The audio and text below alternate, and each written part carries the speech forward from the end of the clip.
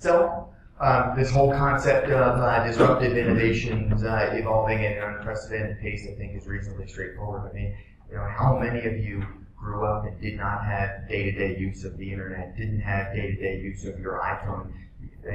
Even the concept of a BlackBerry, that's almost old-fashioned technology, right? But this concept of really disruptive technology is really, really, really moving the world around us. And I think it's one of the greatest times to be part of the insurance industry because we have no choice. We have to respond to it. And I'm going to talk to you about some of those disruptive technologies.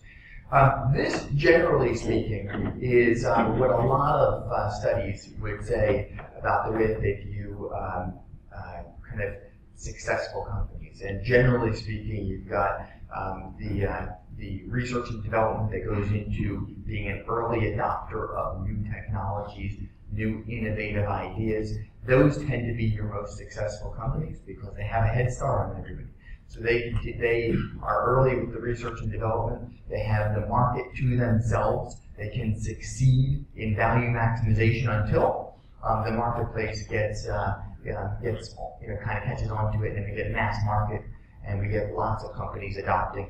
And then that's what you see in the middle. And so you'll actually see the initial innovator start to reduce in their profitability. And quite frankly, the initial innovator, generally speaking, goes back to the drawing board and keeps doing this time after time after time after time. But over time, the early adopters separate themselves, and then the mass market comes in, and then the mature market comes in. But eventually, everything really finds its way back to kind of a commoditized sort of business and a commoditized sort of marketplace.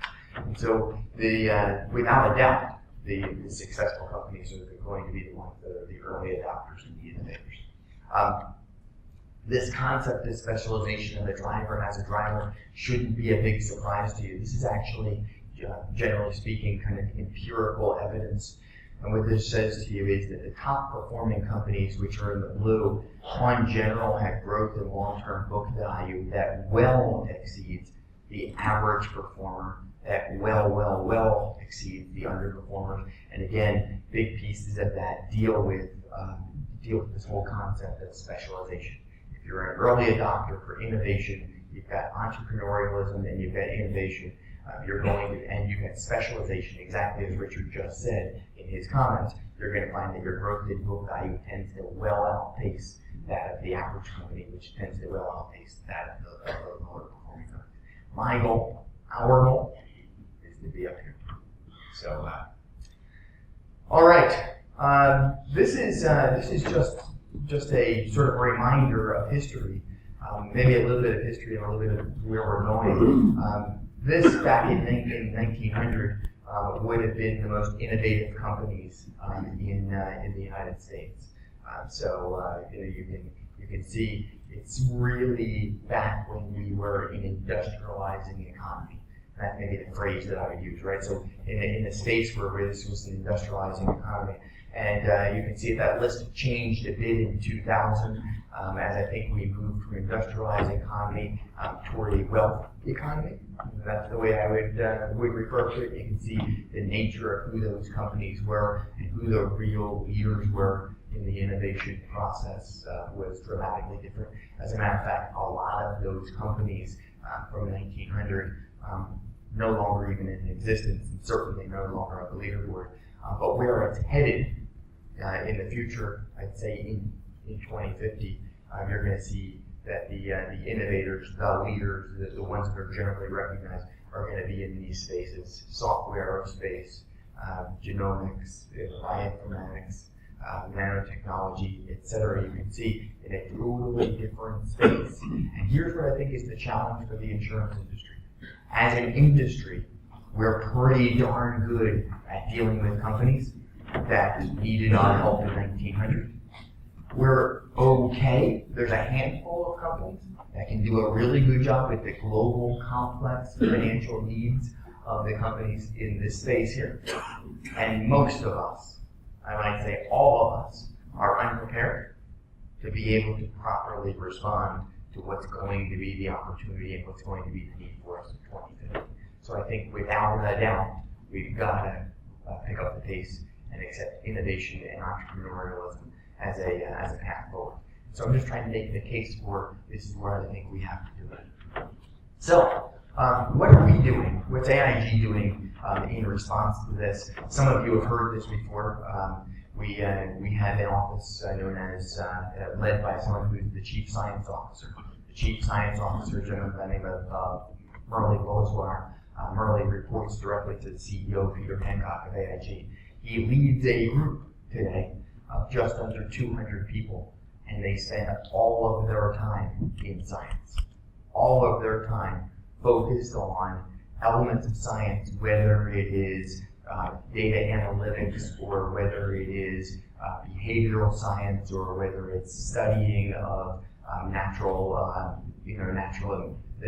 environment, or whether it's studying different particular disciplines of what can be a future for success for the organization.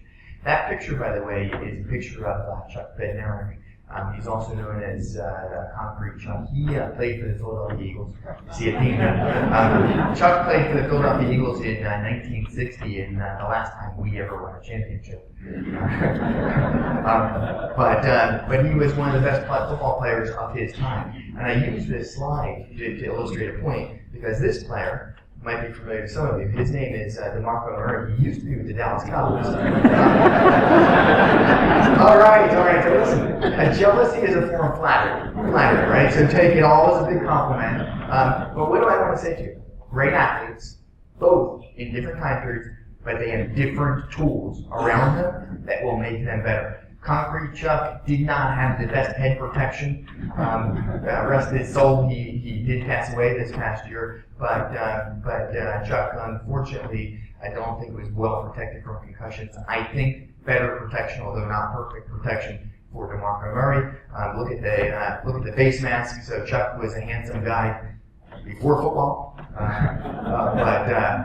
obviously you can see the protection is different. I think that fundamentally it's the same story. We use science, and it can't replace the human being that's inside of that uniform. But boy, can we surround our people with different tools, different capabilities, different things that will make them more and more successful than they've ever been before. And that's what we're trying to do when I think about science. We have a ton of data. I mentioned to you that we pay about over $100 million, about $110 million of property casualty claims per business day is what we'll pay here in 2015. It gives us a ton of data, but a ton of data which is unstructured data that has to be turned into information.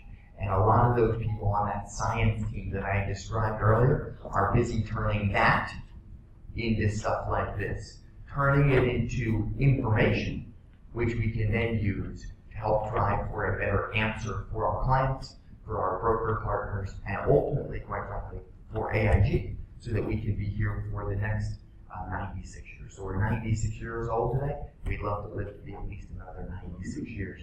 And we think this is a big part of the path forward.